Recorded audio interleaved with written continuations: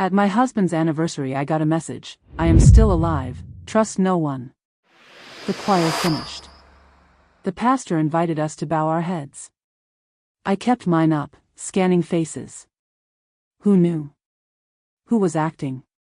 Who had helped stage a death that was starting to feel more like a magic trick than a tragedy?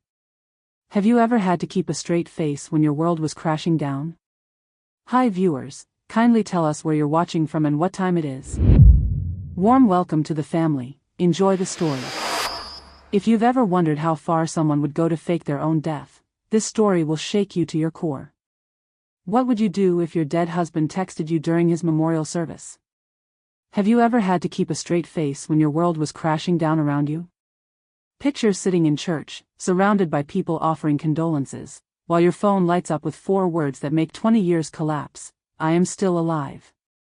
Someone staged his death, and everyone offering condolences might be part of it.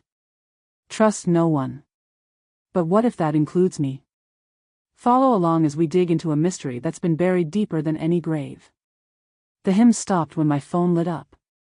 4 words on the screen made 20 years collapse: "I am still alive." I sat frozen in the 3rd pew of the Methodist Church in Columbus, clutching the folded program with David's photo printed on the front.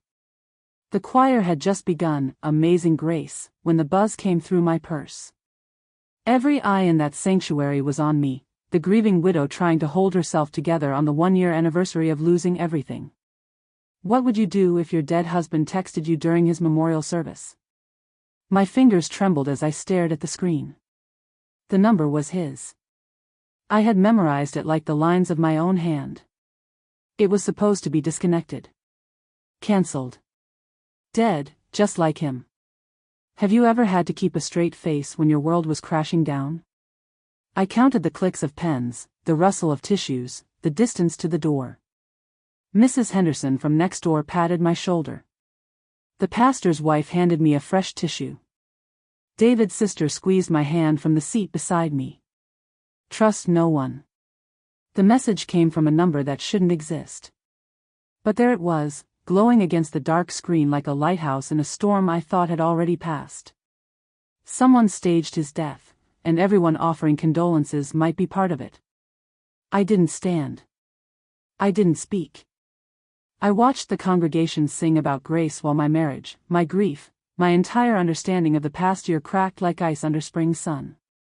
The program in my other hand showed David's face, kind eyes, gentle smile, the man who balanced our checkbook down to the last penny and never forgot our anniversary.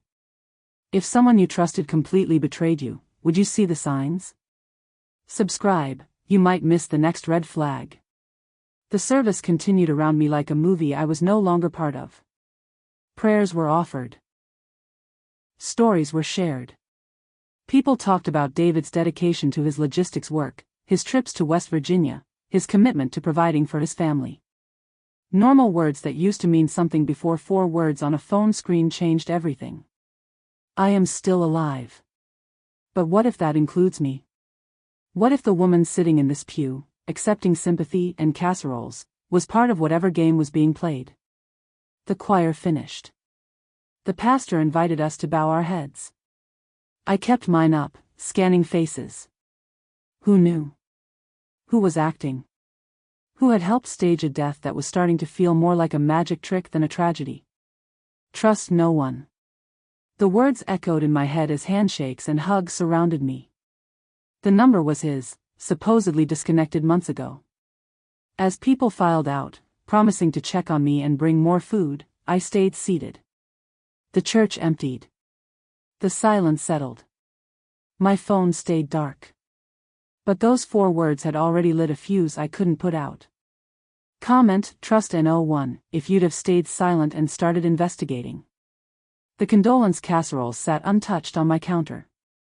I couldn't eat knowing he might still be breathing somewhere. I drove home in a fog, David's anniversary program still clutched in my hand. The house felt different now, not empty like it had for 12 months, but watched. Like the walls themselves were keeping secrets. I spread the documents across our kitchen table. The accident report from West Virginia lay next to the insurance papers Marcus had pushed me to sign. The cremation paperwork from Kentucky sat beside the sympathy cards that suddenly felt like props in someone else's play. Ever notice how paper can lie better than people? The accident report caught my attention first. Clean typing, official letterhead, all the right words about a storm and a vehicle fire. But something was missing. I ran my finger along the bottom of the page where signatures usually lived. No officer's name. No badge number. No county seal.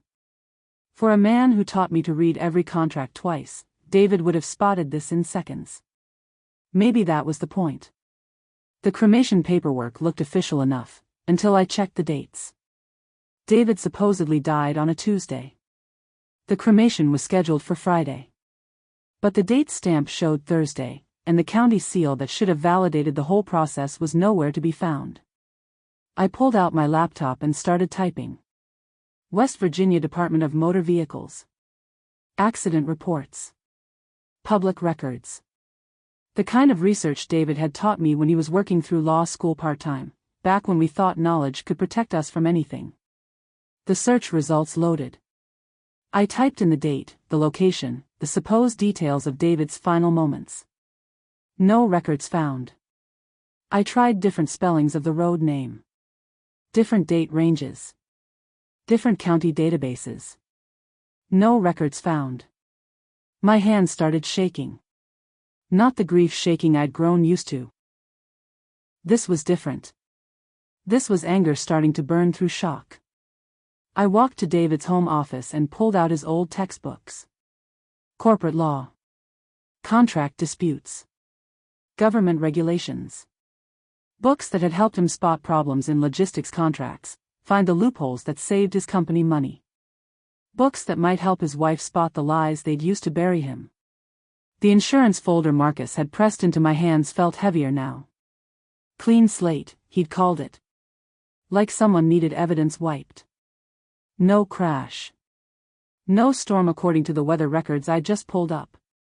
No business trip on his company calendar. Then where was he? No officer's signature. No county seal. No witness. What kind of death leaves no fingerprints? The question hung in the air like smoke from a fire that was just starting to catch. The law textbook fell open to page 247. The flash drive taped inside wasn't there when I'd helped him study. I'd been through David's office dozens of times since the funeral, packing things, organizing papers, trying to make sense of a life cut short. But tonight felt different. Tonight I was hunting, not mourning. The book was Federal Contract Law, 3rd edition, one of David's favorites from his part-time law school years. He'd marked pages with sticky notes, written margin comments in his careful handwriting. Page 247 was about government oversight and audit requirements. The flash drive was small, black, unmarked. Professional. The kind of thing David would use for work files, not family photos. My laptop hummed to life. The drive contained 43 files, organized into folders with dates going back 8 months. Coal contracts. Wire transfer receipts. Email chains with names I recognized from the business section of our local paper. Hidden files change everything. Subscribe so you catch what others miss. The first folder was labeled WV Permits. Inside were scanned documents showing coal extraction permits for sites across West Virginia.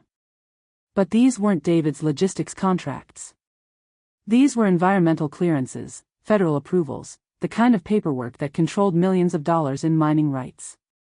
Permits that had been approved without the required inspections.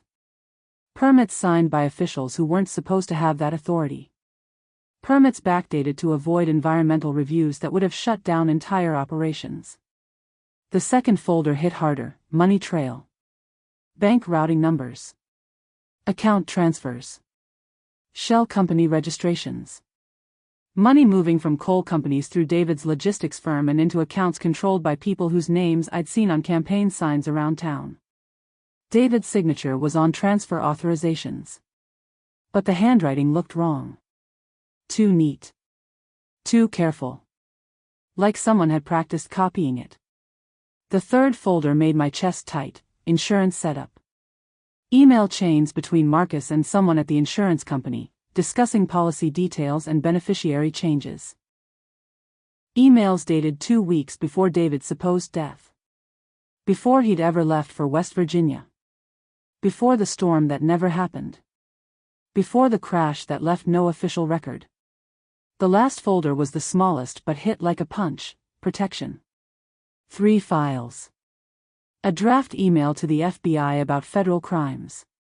A list of evidence locations. And a video file with David's face in the thumbnail. My finger hovered over the video. Once I clicked play, there would be no going back to the simple grief of a widow who trusted the story she'd been told. I clicked. David's face filled the screen, but this wasn't the man I'd buried in my heart. This was someone scared, looking over his shoulder, speaking in whispers.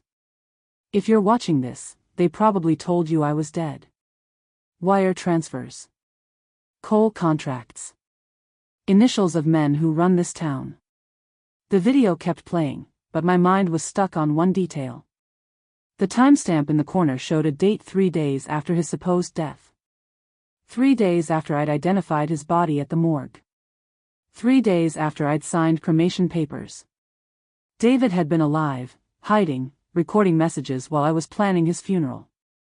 What's the most shocking thing you found hidden in someone's belongings? Marcus wouldn't look at me directly. For a man pushing insurance papers, that's a tell.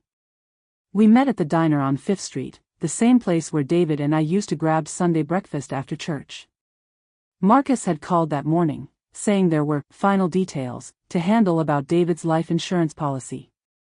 He slid the paperwork across the sticky table without meeting my eyes. Page after page of forms, signatures, beneficiary confirmations. The kind of documents that would close the book on David's death and put a check in my account. Just need your signature on these, Marcus said, stirring his coffee for the 4th time. Clean slate for everyone. When someone won't meet your eyes, what are they hiding? I picked up the first form. Standard insurance claim processing. David's name, his supposed death date, the fabricated details about the West Virginia crash. But something in the fine print caught my attention, the same kind of detail David would have spotted immediately. The policy had been modified 2 weeks before his death. Beneficiary information updated. Coverage amounts increased. Marcus, I said, keeping my voice steady. When did David change his policy? His coffee cup rattled against the saucer. Oh, that. Yeah, he mentioned wanting to make sure you were taken care of. You know how he worried about money. But David never worried about money. He tracked every penny, planned for every expense, kept our financial life as organized as his tool shed. Sudden policy changes weren't his style. He called the insurance company himself? I asked. Marcus's eyes flicked to the window, the counter, anywhere but my face. Sure. Well, I helped him with the paperwork. You know how busy he was with those West Virginia runs. The West Virginia runs that weren't on his company calendar. The West Virginia runs that had left no paper trail. The West Virginia runs that ended with a crash no one could verify. Marcus, I'm curious about something. I leaned forward, channeling every interrogation technique I'd ever seen on television. The accident report from West Virginia. Have you seen it? His hands went still on the coffee cup. Why would I need to see it? Just wondering. Since you've been handling so many of the details. I think you should focus on moving forward, Marcus said, tapping the unsigned papers. David would want you to have this money. Fresh start. Clean slate. Clean slate. The second time he'd used that phrase. Like someone needed evidence wiped clean. I'll need some time to review these, I said, gathering the papers. Marcus's jaw tightened. These things have deadlines. Insurance companies don't like to wait. Since when do you work for the insurance company, Marcus? I thought you were David's business partner. The question hung between us like a challenge. Marcus's face flushed red, but he didn't answer. He just left money for his untouched coffee and walked out without saying goodbye. Clean slate. Like someone needed evidence wiped. The insurance papers felt heavier in my hands, weighted down with lies I was just starting to understand. The sheriff's office had no record of the crash. Storm that night? Clear skies according to weather data. I spent Tuesday morning on the phone, working my way through West Virginia's official channels like David had taught me to research contract disputes. Start with local authorities, work up to state agencies, cross-reference everything with public records. The conversation with Deputy Collins at the Mingo County Sheriff's Office was the first crack in the wall. "Ma'am, I've been working this county for 15 years, he said, keyboard clicking in the background. No fatal vehicle accident on Route 52 that week. No storm damage reports either. But the accident report shows." "What accident report?" "We don't issue reports for crashes that don't happen." My pen stopped moving across the notepad where I'd been tracking details. "Deputy, can you check your weather records for October 15th of last year?" More clicking. A pause. Clear skies all week. Temperature in the 70s. Hardly sweater weather, let alone storm conditions. The National Weather Service database confirmed it. October 15th, partly cloudy, 73 degrees, winds from the southeast at 8 miles per hour. No precipitation. No storm warnings. No conditions that would cause a vehicle to lose control and catch fire. How many lives can collapse with one phone call? The coal company was my next call. BlackRock Mining, the outfit that supposedly contracted David's logistics firm for supply runs to their West Virginia operation. "We don't have any contracts with." The receptionist paused, papers rustling. What was the company name again? Midwest Logistics. David Parker was the primary contact. Hold on. 5 minutes of hold music later. "Sir, our records show we terminated all contracts with Midwest Logistics in August. 2 months before the date you mentioned. 2 months before David's supposed death. 2 months before the business trip that never happened. 2 months before the storm that brought clear skies." My hands were shaking as I dialed the morgue in Kentucky where David had supposedly been taken for identification. The conversation was brief and brutal. "Ma'am, we have no record of receiving any accident victims from West Virginia on that date," the clerk said. "Our logs are pretty thorough. State requires it. But I identified the body myself. Then it wasn't here. You might want to check with the county coroner's office." The county coroner had no record either. Neither did the crematorium. Neither did the funeral home that had supposedly handled the arrangements. A paper trail of nothing, leading to a death that left no footprints anywhere except in my memory and on insurance forms. I pulled out David's hidden flash drive and opened the protection folder again. The video file with his scared face. The FBI draft email. The evidence locations. If David was alive, he was hiding from people powerful enough to erase official records, fake government paperwork, and convince a wife to identify a body that was never in any morgue. No crash. No storm. No business trip. Then where is he? The question felt different now. Not the desperate cry of a grieving widow, but the focused demand of someone who'd stopped believing in coincidences. Someone who was ready to start believing in cover-ups instead. The investigator's voice went quiet. "Ma'am, these contracts don't just bend rules, they break federal law." I found Janet Rodriguez through the phone book under Private Investigators. Her office was above an insurance agency on Main Street, the kind of place that smelled like old coffee and handled divorce cases. But Janet had 20 years with the FBI before going private, and her eyes sharpened the moment I showed her David's flash drive. She plugged it into her computer without asking permission. The files opened across 2 monitors, bank records and coal permits filling the screen like evidence in a courtroom. "Your husband stumbled onto something big," Janet said, scrolling through the wire transfers. "These coal extraction permits, they're worth millions. But look at the approval dates." She pointed to a series of documents. Environmental clearances dated months before the required soil surveys. Federal approvals signed by officials who didn't have authority. Inspection reports filed before any inspector visited the sites. It's a paper factory, Janet continued. Someone's manufacturing government approvals and selling them to coal companies that don't want to wait for legitimate permits. When money and power collide, who pays the price? The money trail was worse. David's logistics company had moved nearly $3 million through shell accounts over 8 months. But the signature authorizations weren't in David's handwriting. See how the D in David curves differently here? Janet traced the signature with her pen. Someone practiced copying his signature, but they missed the pressure points. Your husband was left-handed, right? Yes. These signatures are from someone right-handed trying to copy left-handed writing. The angle's all wrong. Federal crimes. Missing person. Faked death. Someone powerful wanted him gone. Janet printed copies of everything, organizing the evidence into clear categories: forged permits, money laundering, signature fraud, environmental violations. Each folder represented federal charges that could put people in prison for decades. The coal companies paying for these fake permits include 3 of the largest operations in West Virginia, Janet said. We're talking about senators, governors, people who control entire state economies. She pulled up another file showing campaign contributions.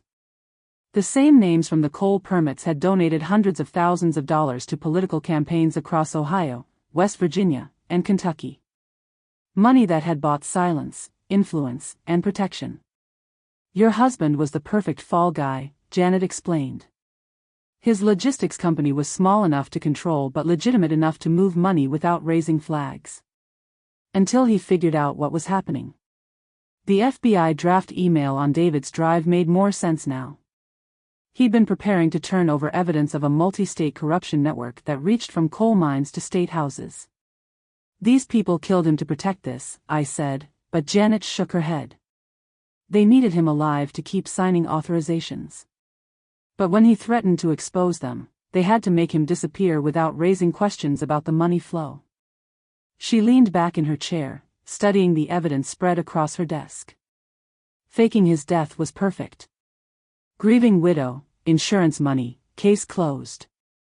The business partnership continues under new management, money keeps flowing, nobody asks questions. One phone call destroys their story. Subscribe, truth hides in official records. So where is he now? I asked. Janet's smile was grim.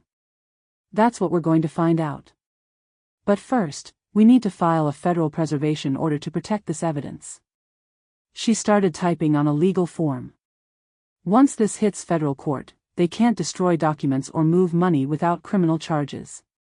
The printer hummed to life, spitting out official paperwork that would put David's disappearance under federal protection. Mrs. Parker, Janet said, your husband's not dead. But proving he's alive might be the most dangerous thing you've ever done. The voice was calm, polite, deadly. Some wives know when to stop digging. The call came at 11:47 p.m., 3 days after Janet filed the federal preservation order. I was sitting at the kitchen table, going through David's bank statements one more time, when the phone rang. Unknown number. I almost didn't answer. Mrs. Parker? The voice was professional, the kind you'd hear from a bank manager or insurance agent. I hope I'm not calling too late. Who is this? Someone who cares about your well-being. I understand you've been asking questions about your husband's accident. My blood went cold. What questions? West Virginia Sheriff's Department. Weather Services. The morgue in Kentucky. Quite thorough research for a grieving widow. They knew my coffee schedule. How long had they been watching? I looked around the kitchen, suddenly aware of windows, doors, shadows where someone could be standing. The voice continued, patient and measured. Some wives know when to stop digging, Mrs. Parker. They accept the insurance money, take that vacation to Florida, start fresh somewhere new. Are you threatening me? A soft laugh. I'm offering advice. Your husband was involved in business arrangements that were complicated. His death simplified things for everyone. His murder, you mean? Accidents happen to curious wives, Mrs. Parker. Kitchen fires. Car crashes. The kind of tragedies that make people say, she never got over losing her husband. My hands were shaking so hard I nearly dropped the phone. You can't. We know your morning routine. Coffee at 7:15. Newspaper from the front step. Check the mail around 2 p.m. Very predictable schedule. The line went quiet for a moment, letting that sink in. They'd been watching me. Following me. Documenting my life like evidence in a case they were building. Would a death threat make you stop, or dig deeper? The federal preservation order was a mistake, the voice continued. Federal investigators have more important cases than a widow's grief. Withdraw it tomorrow, and this conversation never happened. And if I don't? Then you'll join your husband. Permanently this time. The line went dead.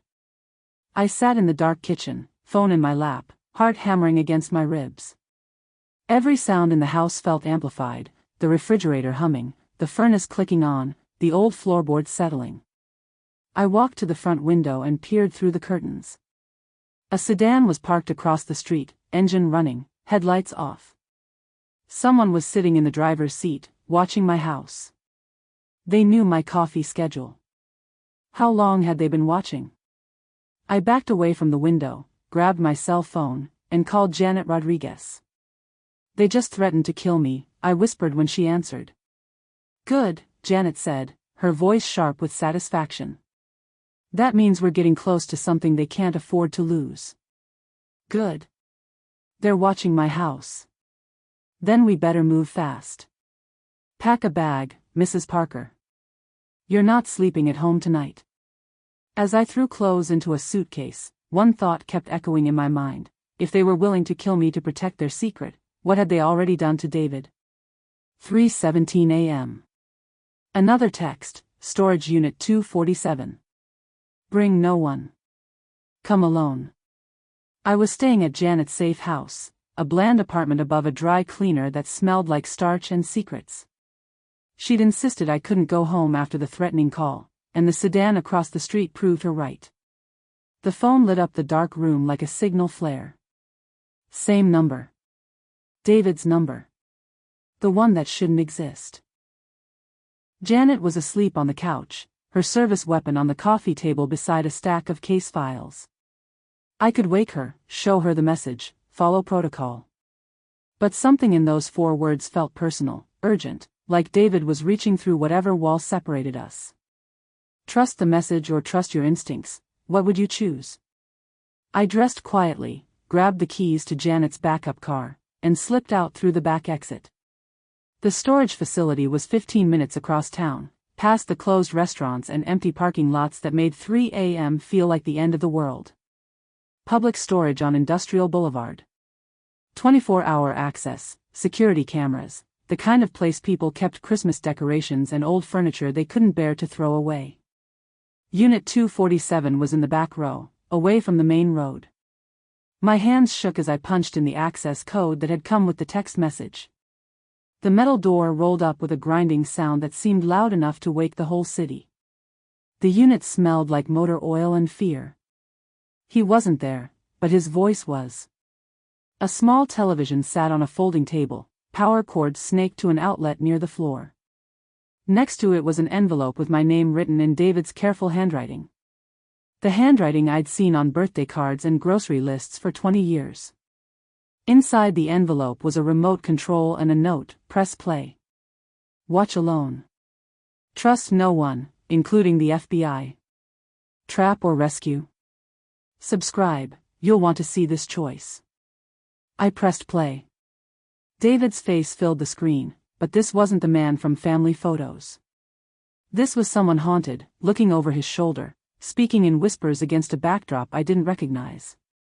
If you're watching this, they probably told you I was dead, he began. By now you found the flash drive, figured out the money trail, maybe even called the authorities. My chest tightened. He'd known this would happen. Known I'd investigate, known I'd find the evidence, known I'd trust the wrong people. The coal permits were just the beginning, David continued. Marcus got me involved thinking it was legitimate government contracts. But when I realized what we were really doing, laundering money for coal companies that were poisoning entire communities, I tried to get out. He held up papers I recognized from the flash drive. Bank records. Transfer authorizations. Forged signatures. They told me if I disappeared quietly, you'd be safe. If I went to the FBI, you'd have an accident. So I chose to die on paper and live in hiding. The recording showed David in what looked like a cheap motel room, papers spread across a bed, evidence organized like a legal case. But they lied. They're watching you now, threatening you, using you to flush me out. The FBI agent you're working with, Janet Rodriguez, she's one of them. My blood went cold. Storage Unit 247.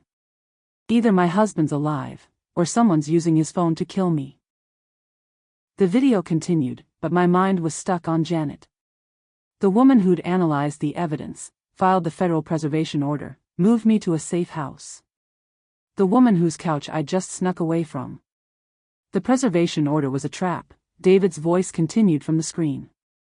They needed to know how much evidence you'd found, who you'd contacted, how close you were to the truth.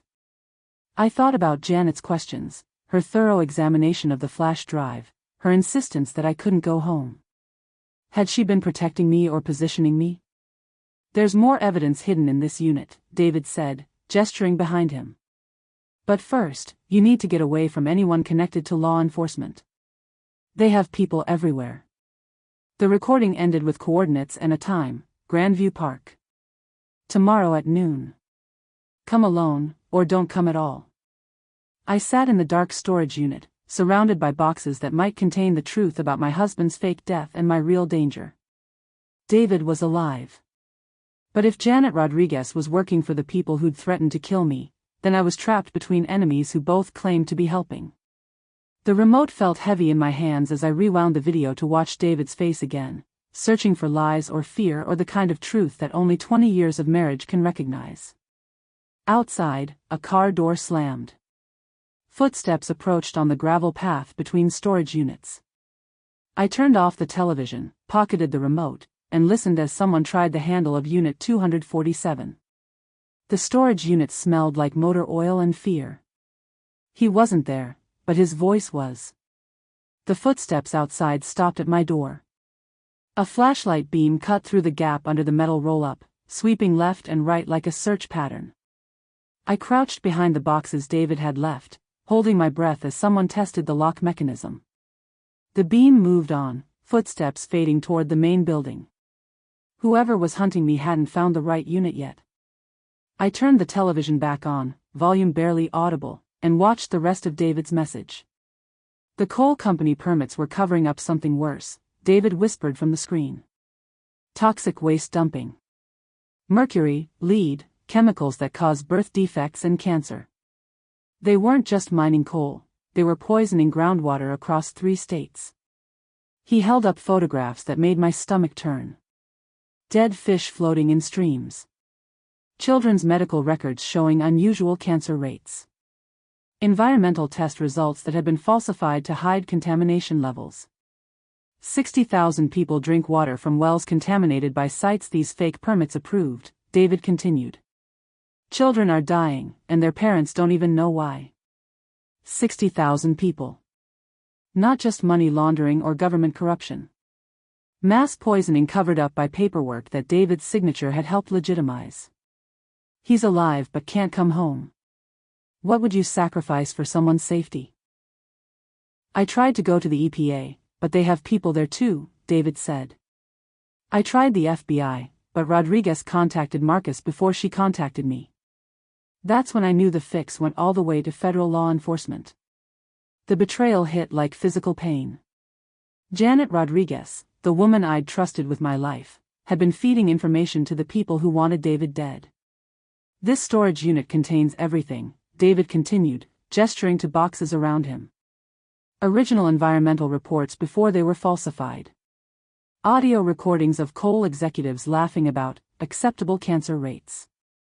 Bank records showing payments to senators, governors, EPA administrators. I started opening boxes while the video played. The evidence was staggering. Congressional correspondence about looking the other way. Medical examiner reports that had been altered to hide pollution-related deaths. Photographs of government officials at private meetings with coal company executives. The threatening phone call you received, that was Senator Morrison's people, David said. He's been taking coal money for 15 years, killing environmental protection legislation, protecting the companies that are poisoning his own constituents. Senator Morrison. I'd voted for him 3 times.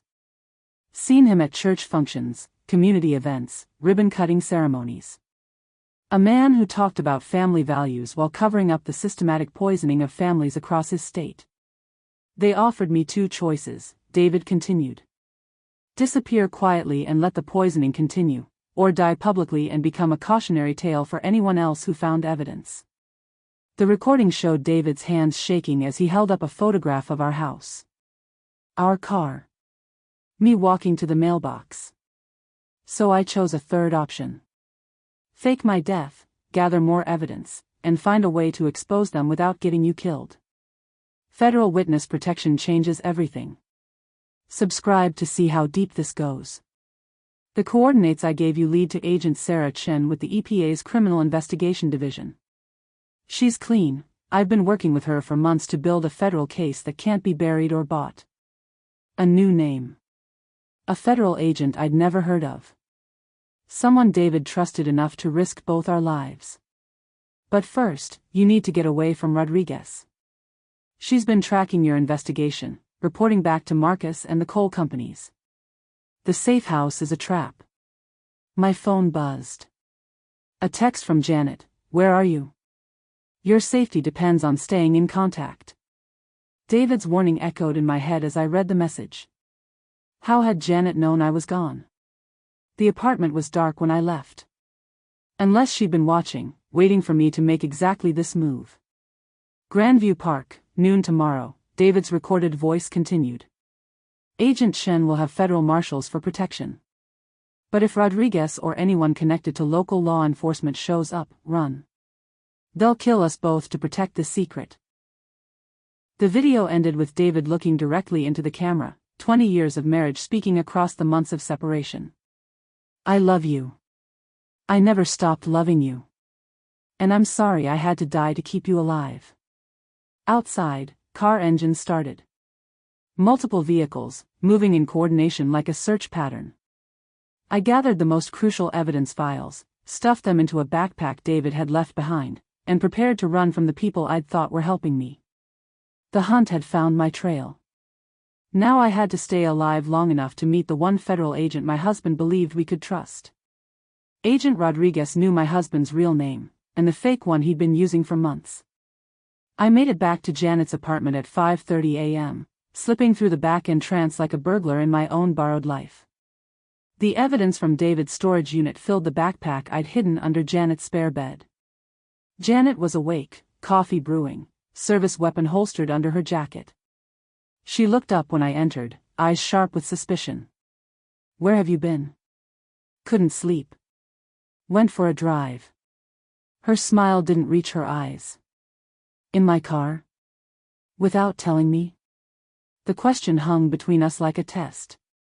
I'd failed it before she finished asking. Mrs. Parker, I need you to understand something, Janet continued, her voice taking on a different tone. Professional. Cold. Your safety depends on complete honesty with me. Would you risk everything to take down corruption? I nodded, playing the role of confused widow while my mind raced through escape plans. The evidence in my backpack could expose the coal company conspiracy, but only if I lived long enough to get it to Agent Sarah Chen. The people tracking you are dangerous, Janet said. They've killed before. They'll kill again. The only way to protect yourself is to trust me completely. Of course. Good. Then you won't mind showing me what you took from the storage unit. My heart stopped. I hadn't mentioned storage units. Hadn't said anything about leaving the apartment. But Janet knew exactly where I'd been. What storage unit? Janet pulled out her phone and showed me a photograph. Me, entering public storage.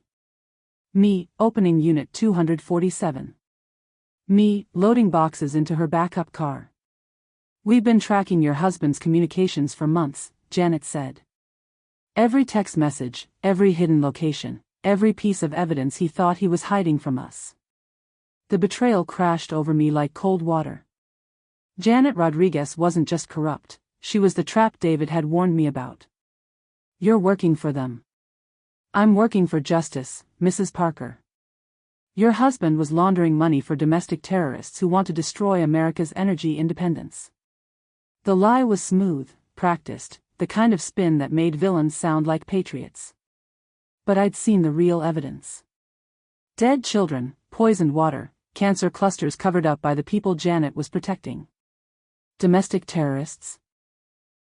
I kept my voice level, buying time to think. "Coal companies provide jobs, energy security, national defense capability," Janet recited. "Your husband was helping environmental extremists destroy an entire industry based on fabricated health scares. Federal witness protection changes everything. Subscribe to see how deep this goes." The storage unit contained evidence of his cooperation with eco-terrorist groups, Janet continued. Foreign funding, planned attacks on energy infrastructure, propaganda designed to shut down American coal production. Every word was a lie, but delivered with the authority of a federal badge. This was how they'd convinced senators, governors, EPA administrators to look the other way while children died. Wrap mass murder in patriotic language and call anyone who objects a terrorist. "Where's the evidence now?" Janet asked. I looked around the apartment, calculating distances to doors, windows, weapons. Janet's service pistol was holstered but accessible. My backpack was hidden but not well enough to fool a professional search. I left it at the storage unit. Too heavy to carry. Janet's eyes narrowed. "Show me." She was calling my bluff. In 30 minutes, we'd be back at public storage, where Janet would discover the evidence I'd taken. Evidence that proved her corruption, Marcus's fraud, and the systematic poisoning of 60,000 Americans. Evidence that would get me killed the moment she confirmed I had it. My phone buzzed. A text from David's number: "Agent Shen is in position. Run now." Janet saw the message over my shoulder. Her hand moved toward her weapon. "Mrs. Parker, you're under arrest for obstruction of a federal investigation." I ran. The wire felt cold against my skin. One wrong word could end us both. Agent Sarah Chen taped the recording device under my blouse with hands that moved like a surgeon's. We were in the back of an unmarked van parked 3 blocks from Marcus's office, federal marshals positioned at every exit. "Remember," Chen said, adjusting the microphone wire, "get him talking about the insurance setup. We need his voice on record admitting he knew David was alive when he filed the death claim." My hands shook as I buttoned my shirt over the wire. After running from Janet's apartment, dodging surveillance cars through downtown Columbus, I'd finally reached Grandview Park where Agent Chen was waiting with David's evidence and a federal arrest warrant for Marcus Webb. What if he doesn't confess? "He will," Chen said, checking the audio levels on her receiver. Corrupt people can't resist bragging about how clever they've been. Especially when they think they're safe. Marcus had agreed to meet at his office to discuss final insurance details. The same cleanup conversation he'd been pushing for months, except this time I'd be wearing a wire and asking the right questions. The walk from the van to Marcus's building felt like a mile. Every person on the sidewalk could be watching. Every car could contain someone with instructions to eliminate loose ends. But David was depending on this recording to build a federal case that couldn't be buried. Marcus's office smelled like coffee and lies. He stood when I entered, that nervous energy I'd noticed at the diner now crackling with something close to panic. "Good to see you," he said, not meeting my eyes. "I was worried after you missed our last appointment." "Had some thinking to do." "About the insurance papers?" I sat across from his desk, the wire itching against my ribs. "About David's death." Marcus went very still. The kind of stillness that meant I'd just changed the rules of whatever game we'd been playing. What about it? The accident report from West Virginia. I called the sheriff's office. His face flushed red, but he tried to keep his voice level. Sometimes paperwork gets delayed, especially with interstate. There was no accident, Marcus. The confession hit like a physical blow. Marcus's shoulders sagged, and for the first time since David's supposed death, he looked directly at me. You don't understand the pressure I was under, he said, his voice dropping to a whisper. They gave me two choices. Help fake David's death, or watch my family have real accidents. One conversation just exposed the most powerful man in Ohio. Who gave you those choices? Marcus laughed, a bitter sound that held no humor. You really think this was my idea? Small-time logistics company suddenly handling millions in coal contracts. He opened his desk drawer and pulled out a bottle of whiskey, hands shaking as he poured. Senator Morrison's people approached me 2 years ago. Said they needed a clean company to move money without federal oversight. So you volunteered David's company. I volunteered my own company first. But David was the one with the clean signature, the law school background, the kind of reputation that wouldn't raise flags with auditors. Marcus drank deeply before continuing. The coal permits were just the beginning. They needed someone to authorize waste disposal contracts, environmental cleanup funds, research grants that never funded any research. Money laundering. $60 million over 18 months, Marcus said. All flowing through accounts David thought were legitimate government contracts. The number hit me like a slap. $60 million. Not the small-time corruption David's flash drive had suggested, but systematic theft on a scale that could buy senators, silence EPA investigators, and murder anyone who threatened to expose it. When corruption reaches the top, who can you trust? When did David figure it out? Last October. He started asking questions about the environmental reports, wanting to visit the sites his contracts were supposedly servicing. Marcus poured another drink. That's when they told me he had to disappear. They ordered you to kill him. They ordered me to make him disappear without raising questions about the money flow. Killing him would have triggered investigations, frozen accounts, brought federal attention we couldn't afford. Marcus pulled out his phone and showed me text messages dating back months. Instructions from numbers I didn't recognize, photographs of David's daily routine, detailed plans for faking his death and cremation. The body at the morgue, who was it? Homeless man from Kentucky. Similar height and weight. Face damaged enough that identification had to be done by personal effects. My stomach turned. An innocent man had died to provide a corpse for David's fake funeral. Another victim of the conspiracy that reached from coal mines to the United States Senate. Where's David now? Marcus set down his glass and looked at me with something that might have been pity. You really don't know, do you? Know what? He's been dead for 3 months. The witness protection was just another lie to keep you from asking too many questions. The room spun around me.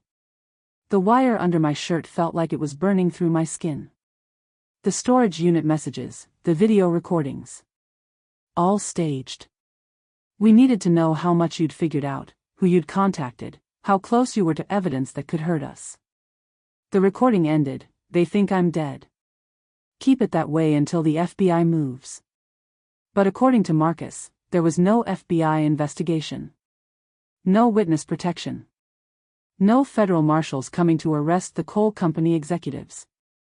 Just me, wearing a wire for people who might be as corrupt as the criminals they were supposedly investigating. The name he gave me controlled half the state. Now they knew I knew. Marcus reached for his desk phone. I'm sorry it had to end this way. You seem like a nice woman. I ran before he finished dialing. 17 black SUVs surrounded the coal company offices at dawn. I watched from Agent Rodriguez's car. Wait. That was wrong. Agent Rodriguez was the corrupt one. Janet Rodriguez, who'd been tracking my investigation, feeding information back to Marcus and the coal executives. But here she was at 6 a.m., directing federal agents with tactical gear toward BlackRock Mining's headquarters. Here she was coordinating the raid that was supposed to expose the corruption network I'd been investigating for weeks. Confused? Janet asked, noticing my stare. You should be. Your husband told you I was dirty, didn't he? I kept my mouth shut. After running from Marcus's office with his confession recorded on Agent Chen's wire, I'd been picked up by federal marshals who'd brought me directly to this staging area. No explanation, no discussion of what Marcus had revealed about David being actually dead. Justice comes at dawn. Subscribe to see who else gets arrested. David was working for us the whole time, Janet continued, watching agents break down doors through binoculars. The fake death, the hidden evidence, even the storage unit messages, all part of a federal investigation into coal industry corruption. Through the windshield, I could see executives in handcuffs being loaded into unmarked cars. Marcus Webb among them, his face pale in the morning light. Senator Morrison's chief of staff stumbling down the steps with his hands zip-tied behind his back. Then why did you tell me you were corrupt? Because we needed Marcus to think he was safe. Your investigation gave us the perfect cover to get him talking about the real conspiracy. Janet handed me a thick manila folder. David's been in federal custody since his supposed death. Witness protection wasn't a lie, it was the only way to keep him alive while he helped us build cases against 67 people across 3 states. The folder contained photographs of David in what looked like a government-safe house. Recent photographs. David reading newspapers, talking with federal agents, looking older but very much alive. Why the elaborate deception? Because Senator Morrison has people inside every law enforcement agency from local sheriff departments to the FBI. The only way to investigate corruption this deep was to make everyone think the key witness was dead. Arrest warrants for 12 people. Including the mayor. More black SUVs were arriving, disgorging agents who moved with military precision toward government buildings across downtown. The mayor's office. The EPA regional headquarters. Senator Morrison's campaign offices. How many people are you arresting?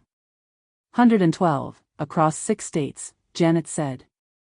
Coal executives, government officials, EPA administrators, elected representatives. Everyone who took money to look the other way while communities were poisoned. Through my phone, I could see news helicopters circling overhead. Local television was already broadcasting live coverage of the raids. Federal corruption investigation. Environmental crimes. Mass arrests. The wire recording from Marcus's office was the final piece, Janet explained. His confession about faking David's death, using a homeless man's body, laundering $60 million through shell companies. My head was spinning. David was alive. The federal investigation was real. Marcus and his conspirators were being arrested for crimes that reached the highest levels of state government. But if David was alive and safe in federal custody, why hadn't he contacted me directly? When do I see my husband? Janet's expression shifted, becoming carefully neutral. There's something else you need to know about David's cooperation with our investigation. Her tone made my stomach clench. After everything I'd been through, there was still more deception waiting. What aren't you telling me? The trial would put us both in danger. Janet started the car as the last of the arrestees were loaded into federal vehicles. David's testimony is going to put some very powerful people in prison for the rest of their lives. People with resources, connections, the ability to reach inside witness protection. We drove toward downtown, past news vans and crowds of people watching the largest federal corruption bust in Ohio history unfold in real time. So what does that mean? It means your old life is over, Janet said. Both of you will need new identities, new locations, new everything. The price of justice is losing everyone and everything you've ever known. When corruption reaches the top, who can you trust? The question felt different now. Not about trusting law enforcement or government officials, but about trusting that justice was worth the price it demanded. As we pulled up to the federal building where David was waiting, I realized the hardest part wasn't surviving the conspiracy. It was deciding whether destroying it was worth sacrificing our old selves to build new ones. The safe house looked like every other suburban rental, except for the agent at the door. Federal protection meant vinyl siding, chain-link fence, and neighbors who didn't ask questions about the black SUVs that came and went at odd hours. It meant living in a place that felt like a witness protection waiting room, temporary and hollow. David was sitting at the kitchen table when Agent Chen walked me through the back door. 20 years of marriage, 8 months of believing he was dead, and the first thing I noticed was that he'd lost weight. The second thing was the way his eyes looked, haunted, like someone who'd spent too long watching over his shoulder. "Hello, sweetheart." 2 words that held 8 months of separation, fear, and the kind of relief that makes your knees weak. I sat across from him at the same kind of cheap kitchen table we'd eaten breakfast at in our first apartment, back when we thought love could protect us from anything. "You look different," I said. "You look angry." He was right. Underneath the relief, underneath the joy of seeing him alive, there was a fury I hadn't expected. Anger at the deception, the grief I'd carried, the months of thinking I'd lost him forever. Reunited but not free. "What price would you pay for justice?" "They told you I was dead," David said. "It wasn't a question. Marcus told me you'd been dead for 3 months. Said the storage unit messages were fake, designed to see how much I knew." David's jaw tightened. Marcus was lying to save himself. The messages were real. I recorded them in this house. He gestured around the kitchen where we sat. The same kitchen where federal agents had helped him fake his death, stage his disappearance, and plan the investigation that had just brought down a corruption network reaching from coal mines to the U.S. Senate. "Why couldn't you tell me?" "Because they were watching you from the beginning. Every phone call, every movement, every person you contacted. If you'd known I was alive, they would have used you to find me." Agent Chen cleared her throat from the doorway. "We need to discuss the next phase. The trial starts in 6 months, and both of you are primary witnesses." The trial. Where David would testify about money laundering, environmental crimes, and systematic poisoning that had killed children across 3 states. Where I would testify about Marcus's confession, the threatening phone calls, and the evidence I'd helped gather. "What does that mean for us?" I asked. "New identities after you testify," Chen said. "New location, new jobs, new life. The people you're testifying against have resources that reach everywhere." David reached across the table and took my hand. The same hands that had signed forged documents, moved millions in illegal money, and gathered evidence that would put senators in prison. Together again, but for how long?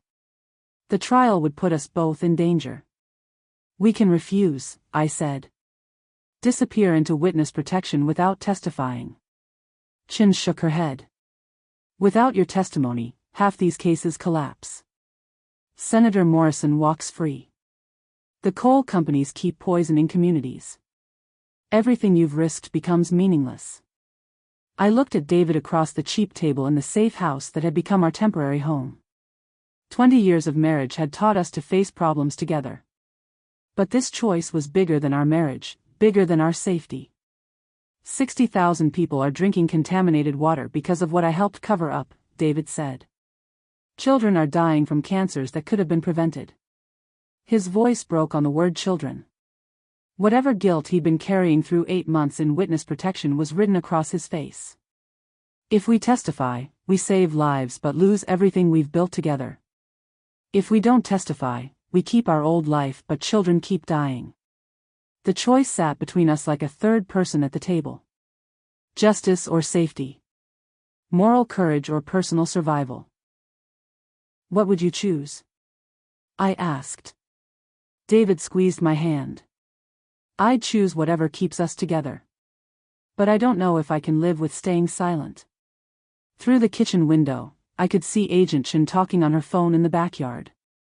Making arrangements for our future, whatever we decided it would be. How long do we have to choose? The grand jury convenes next week, Chen said, returning to the kitchen. After that, your testimony becomes compulsory.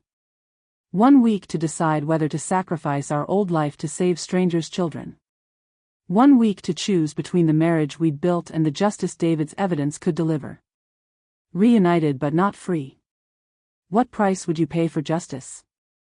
I looked at my husband across the table and realized the hardest choices aren't between right and wrong. They're between two different kinds of right, each demanding everything you have to give. The courtroom fell silent when I said his name. 12 jurors, one truth, 20 years of trust rebuilt. Senator Morrison knew children were dying from contaminated water, I said into the microphone. My husband recorded him laughing about acceptable cancer rates during a meeting with coal executives. The federal prosecutor, a sharp woman named Patricia Wells, held up the audio recording David had captured using equipment the FBI provided. Morrison's voice filled the courtroom, casual and cruel. Look, we're talking about rural communities, mostly poor families. They vote for me anyway because I bring jobs. A few sick kids is the price of keeping America energy independent. Juror number 7, a mother with 3 young children, visibly recoiled. Juror number 12, a grandfather who'd been taking notes throughout the trial, stopped writing and stared at Morrison's defense table. What does it take to rebuild trust after such betrayal? Mrs. Parker, did you understand at the time that your husband was working undercover for federal investigators? No. I thought he was dead. The prosecutor led me through the 8 months of grief, investigation, and terror that had brought me to this witness stand. The memorial service where David's first text arrived. Finding the flash drive hidden in his law books. Marcus's confession about using a homeless man's body for the fake funeral. Each revelation drew gasps from the gallery. Morrison's wife left the courtroom during my testimony about the threatening phone calls. His chief of staff, already convicted on separate charges, kept his eyes on the table throughout my description of the surveillance that had tracked my daily routines. The storage unit video showed your husband explaining the scope of the corruption. Can you tell the jury what he said about Senator Morrison specifically? I looked at David in the witness protection section, guarded by 2 federal marshals. He nodded encouragement. He said Morrison had been taking coal company money for 15 years. That Morrison killed environmental legislation, buried EPA reports, and protected companies that were poisoning his own voters. And the children in these communities?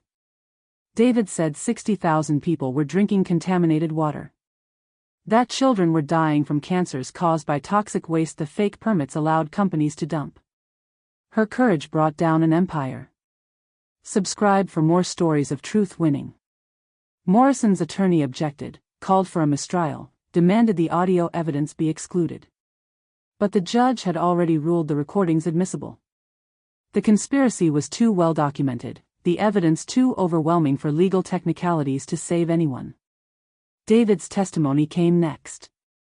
3 days of detailed explanations about money laundering, forged signatures, and environmental crimes that had killed children while enriching politicians.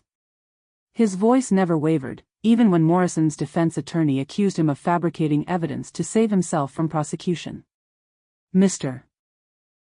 Parker, you were directly involved in authorizing illegal waste disposal. Why should this jury believe you're telling the truth now? Because I have to live with what my silence cost, David answered. Every day I think about the children who died while I was moving money for the people who poisoned them. The jury deliberated for 6 hours. Guilty on all counts. Morrison, racketeering, money laundering, conspiracy, environmental crimes. 47 years in federal prison. Marcus, fraud, conspiracy, accessory to murder for using the homeless man's body. 25 years. Coal executives, environmental crimes, bribery, conspiracy. Sentences ranging from 15 to 30 years. EPA administrators, accepting bribes, falsifying reports, conspiracy. 10 to 20 years each. Guilty on all counts. But would we ever be truly safe? As the verdicts were read, I watched Morrison's face transform from arrogance to disbelief to rage. A man who'd controlled state politics for 2 decades, reduced to a convicted felon facing life in prison. But his network had resources beyond what any trial could reach. Associates who hadn't been caught, money hidden in accounts federal investigators couldn't trace, people loyal enough to seek revenge against the witnesses who'd destroyed their empire. Justice delivered systematically felt hollow when you realized it came with a lifetime of looking over your shoulder. Agent Shen approached our table as the courtroom emptied. New identities are ready, she said quietly. Transport leaves tonight. David and I looked at each other across the witness table where we just finished destroying our old lives to deliver justice. 20 years of marriage, reduced to whatever we could carry in 2 suitcases and rebuild under names that weren't ours. What would you choose? I asked David, the same question that had started this whole ordeal. I'd choose you, he said. Every time, in every life, under any name. The bailiff called for order as Morrison was led away in shackles. His eyes found mine across the courtroom, a look that promised this wasn't over despite the guilty verdict. But for the first time in 8 months, David and I walked out of a building together. Not as the people we'd been, but as whoever we were brave enough to become next. We kept the same anniversary date, but everything else changed. New state, new names, old love. The town in Oregon was small enough that everyone noticed newcomers but polite enough not to ask too many questions. We were Robert and Susan Mitchell now, married 22 years according to our new documents, retired early due to a business sale that explained why we had money but no visible employment. David worked part-time at the hardware store. I volunteered at the library. Normal jobs for normal people living a carefully normal life 3,000 miles from anyone who remembered our real names. Do you miss it? David asked on the morning of our anniversary. He was making coffee in our new kitchen, sunlight streaming through windows that faced mountains instead of suburban Columbus. Miss what? The death threats or the federal trials? Miss being ourselves. It was a question we'd been dancing around for 6 months. Whether the people we'd become in Oregon were real, or just another performance to stay alive. I miss our old anniversary tradition, I said. Church service, breakfast at the diner, afternoon at the lake. We could start new traditions. 20 years of marriage, 1 year of death, lifetime of knowing what we'd do for each other. I poured coffee from the pot David had learned to operate in our new life. The same hands that had once signed forged coal permits now measured coffee grounds and adjusted water temperature like any retired husband learning to share domestic duties. The families in West Virginia sent a letter, I said, pulling out an envelope that had arrived through Agent Chen's secure forwarding system. David read silently, his jaw working as he processed words from parents whose children were alive because of the testimony that had sent their poisoners to prison. 37 kids in remission, he said finally. Water systems cleaned up, new environmental protections in place. Was it worth it? He folded the letter carefully, placed it next to our coffee cups on the table that had become the center of our new life's small rituals. Ask me in 20 years. Through the kitchen window, I could see our neighbor teaching his daughter to ride a bicycle in their driveway. Normal family moments in a normal neighborhood where federal marshals didn't patrol and witness protection was just something that happened to other people on television. What about the people who got away? I asked. Morrison's associates, the coal executives who weren't caught. Agent Shen says the investigation is ongoing. New arrests every few months as they work through the network. But some networks were too large, too well connected to ever be completely destroyed. Somewhere, people who remembered our real names were probably still looking for ways to balance the scales we'd tipped against them. Are you happy? David asked. It was the question that mattered most. Not whether we were safe, whether justice had been served, whether the sacrifice of our old life had been worth the lives it saved. Just whether 2 people who'd lost everything they'd built together could build something new under different names in a different place. I'm happy with you, I said. Robert Mitchell. He smiled, the first completely unguarded expression I'd seen since before his fake death. Happy anniversary, Susan Mitchell. We sat in our new kitchen in our new life, drinking coffee and reading letters from families whose children were alive because we'd chosen courage over comfort. Not the people we used to be, but the people we decided to become. The strongest bonds aren't broken by deception. They're proven by it. Outside, our neighbor's daughter mastered the bicycle, pedaling in circles while her father cheered. New skills, new confidence, new possibilities opening up with practice and persistence. Like learning to love someone all over again, under a different name, in a place where no one knew your history but the future was whatever you were brave enough to build together. Thanks for watching this journey of love, betrayal, and justice. If this story of loyalty and courage inspired you, hit that like button and subscribe for more stories of ordinary people doing extraordinary things when their backs are against the wall. What would you risk to save someone you love? Share your thoughts below. Would you have testified knowing it meant losing your entire life, or would you have chosen safety over justice? Tell me in the comments what aspect of David and Susan's journey moved you most. Remember, the strongest bonds aren't broken by deception, they're proven by it. Sometimes the greatest act of love is choosing to become someone new together rather than staying someone familiar apart. Drop a heart if you believe love can survive anything when both people are willing to fight for it. Comment, "New beginning," if you think they made the right choice. And if this story made you think about what you'd sacrifice for justice, hit that subscribe button, because there are more stories out there about people who chose courage when it cost them everything.